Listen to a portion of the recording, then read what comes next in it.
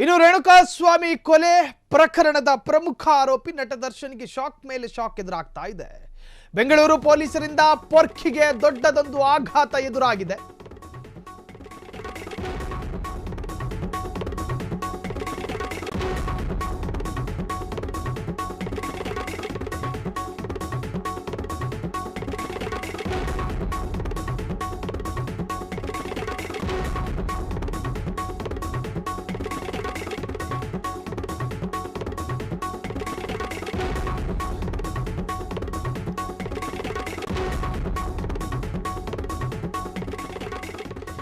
ರೇಣುಕಾಸ್ವಾಮಿ ಕೊಲೆ ಪ್ರಕರಣದ ಪ್ರಮುಖ ಆರೋಪಿ ನಟ ದರ್ಶನ್ ಇನ್ನು ಮೇಲೆ ಜೀನ್ಸ್ ಪ್ಯಾಂಟಿನ ಹಿಂಭಾಗ ರಿವಾಲ್ವರ್ ಇಟ್ಕೊಳ್ಳೋ ಹಾಗಿಲ್ಲ. ತಾತ್ಕಾಲಿಕವಾಗಿ ಅಮಾನತು ಮಾಡಲಾಗಿದೆ. ಖಾಕಿ ಈಗಾಗಲೇ ಅಮಾನತು ಮಾಡಿದ್ದಾರೆ. ಸಾಕ್ಷಿಗಳಿಗೆ ಬೆದರಿಕೆ ಒಡ್ಡುವ ಸಾಧ್ಯತೆ ಇದೆ ಅಂತ ಹೇಳಿ ಈ ಹಿಂದೆ ಮೇಲ್ಮನವಿ ಸಲ್ಲಿಕೆಯಾಗಿತ್ತು. ಸ್ಯಾಂಡಲ್ವುಡ್ ದಾಸನಿಗೆ ಶಾಕ್ ಮೇಲೆ ಶಾಕು.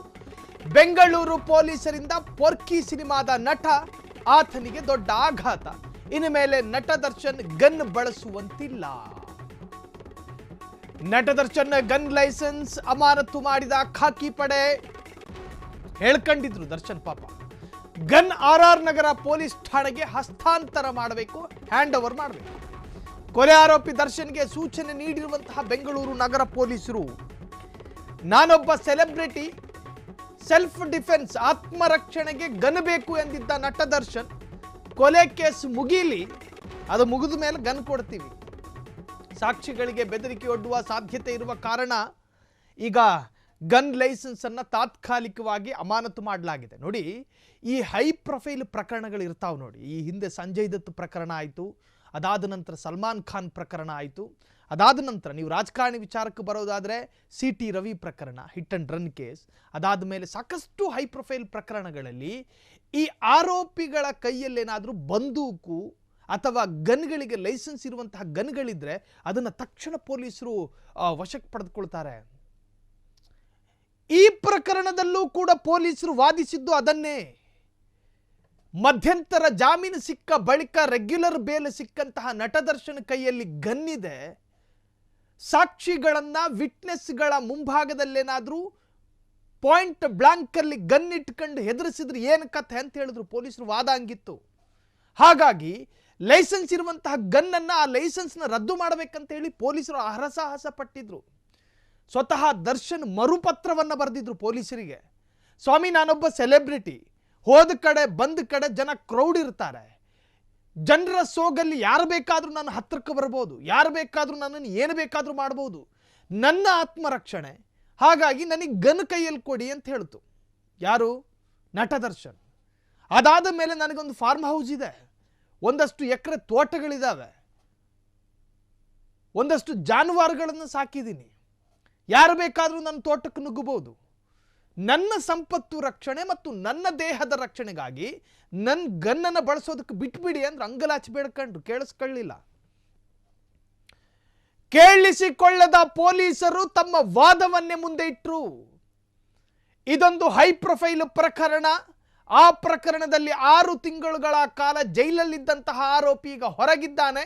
ಯಾವ ಘಳಿಗೆ, ಯಾವ ಕ್ಷಣ, ಯಾವುದೇ ಸಂದರ್ಭದಲ್ಲೂ ಬೇಕಾದರೂ ಆರೋಪಿ ಸಾಕ್ಷಿಗಳನ್ನು ಬೆದರಿಸಬಹುದು, ಹೆದರಿಸಬಹುದು, ಸಾಧ್ಯತೆಗಳಿದ್ದಾವೆ.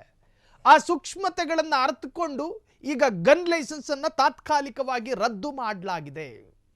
ಇದರ ವಿರೋಧ ಚರ್ಚೆಗಳು ನಡೀತಾ ಇದೆ. ಎಷ್ಟೋ ಹೈ ಪ್ರೊಫೈಲ್ ಪ್ರಕರಣಗಳಲ್ಲಿ ಆರೋಪಿಗಳ ಗನ್ನನ್ನು ಪೊಲೀಸರು ವಶಪಡಿಸಿಕೊಳ್ಳದೇ ಇರತಕ್ಕಂತಹ ಅನೇಕ ಪ್ರಕರಣಗಳು ಕೂಡ ಇದ್ದಾವೆ. ಯಾಕೆ ದರ್ಶನ್ರನ್ನ ಟಾರ್ಗೆಟ್ ಮಾಡಲಾಗ್ತಾ ಇದೆ ಎನ್ನುವಂತಹ ಚರ್ಚೆಗಳು ಒಂದು ಕಡೆ ಶುರುವಾಗಿದೆ. ಸ್ವಾಮಿ, ಇಲ್ಲಿ ದರ್ಶನ್ನ ಟಾರ್ಗೆಟ್ ಮಾಡೋ ಕಥೆ ಯಾಕೆ ಬರುತ್ತೆ? ಕಥೆ ಯಾಕೆ ಹುಟ್ಕೊಳ್ಳುತ್ತೆ? ದರ್ಶನ್ ಒಬ್ಬ ಕೊಲೆ ಆರೋಪಿ.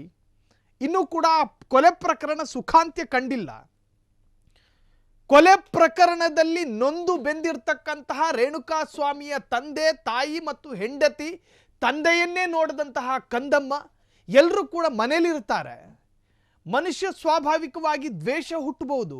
ನಿಮ್ಮ ಕಾರಣದಿಂದಲೇ ನಾನು ಜೈಲಿಗೆ ಹೋದೆ ಅಂತಲೂ ಬರ್ಬೋದು ಮನಸ್ಸಿಗೆ. ಆ ಸಂದರ್ಭ ಯಾವುದಾದ್ರೂ ಘಳಿಗೆಯಲ್ಲಿ ಆ ಸಾಕ್ಷಿಗಳಿಗೇನಾದರೂ ಬೆದರಿಸೋ ಪ್ರಯತ್ನಗಳಾದರೆ ಕಾನೂನಿನಲ್ಲಿ ಅದಕ್ಕೆ ಅವಕಾಶ ಇಲ್ಲ.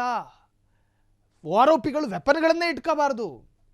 ಇನ್ನೊಂದು ಸೆಲ್ಫ್ ಡಿಫೆನ್ಸು ಮತ್ತೊಂದು ಮಗದೊಂದು ಅಂತ ನೀನು ಹೊರಗೆ ಹೋಗಬೇಡ ಅನ್ನೋದು ಕಾನೂನು.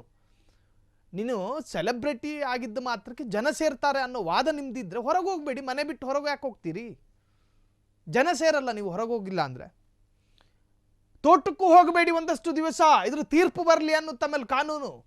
ಎಸ್, ಇದು ರೇಣುಕಾಸ್ವಾಮಿ ಕೊಲೆ ಪ್ರಕರಣಕ್ಕೆ ಸಂಬಂಧಪಟ್ಟ ಹಾಗೆ ನಟ ದರ್ಶನ್ ಕೈಯಲ್ಲಿ ಗನ್ಗಳಿತ್ತು, ಲೈಸೆನ್ಸ್ ಗನ್. ಆ ಗನ್ನನ್ನು ಈಗ ಖಾಕಿ ಪಡೆ ಅಮಾನತು ಮಾಡಿದೆ. RR ನಗರ ಪೊಲೀಸ್ ಠಾಣೆಗೆ ಹಸ್ತಾಂತರ ಮಾಡಬೇಕು ಎನ್ನುವಂಥ ಆದೇಶ ಹೊರಬಿದ್ದಿದೆ. ಕೊಲೆ ಆರೋಪಿ ದರ್ಶನ್ಗೆ ಸೂಚನೆ ನೀಡಿರುವಂತಹ ಬೆಂಗಳೂರು ನಗರ ಪೊಲೀಸರು ನಾನೊಬ್ಬ ಸೆಲೆಬ್ರಿಟಿ, ಆತ್ಮರಕ್ಷಣೆಗೆ ಗನ್ ಬೇಕು ಅಂತ ವಾದ ಮಾಡಿದ್ರು ನಟ ದರ್ಶನ್. ಆ ವಾದಕ್ಕೆ ಪೊಲೀಸರು ಸೊಪ್ಪು ಹಾಕಲಿಲ್ಲ. ಕೊಲೆ ಕೇಸ್ ಮುಗಿದ ಆರೋಪ ಮುಕ್ತಾಯ ಆಗುವವರೆಗೂ ಕೂಡ ಗನ್ ಬಳಸುವಂತಿಲ್ಲ. ಸಾಕ್ಷಿಗಳಿಗೆ ಬೆದರಿಕೆಯೊಡ್ಡುವ ಸಾಧ್ಯತೆ ಇರುವ ಕಾರಣ ಗನ್ ವಾಪಸ್ ಪಡೆದಂತಹ ಖಾಕಿ ಈಗ ಮತ್ತೊಂದು, ಈ ಗನ್ನಿಗೆ ಇಷ್ಟೇ ಬುಲೆಟ್ಗಳನ್ನು ಬಳಸಬೇಕು ಎನ್ನುವಂಥ ಕಾನೂನುಗಳಿರ್ತವೆ. ನಟ ದರ್ಶನ್ ಗನ್ನನ್ನು ವಶಕ್ಕೆ ಕೊಡುವಂತಹ ಸಂದರ್ಭದಲ್ಲಿ ಪೊಲೀಸರು ಎಲ್ಲ ವಿವರಗಳನ್ನು ಕೇಳ್ತಾರೆ.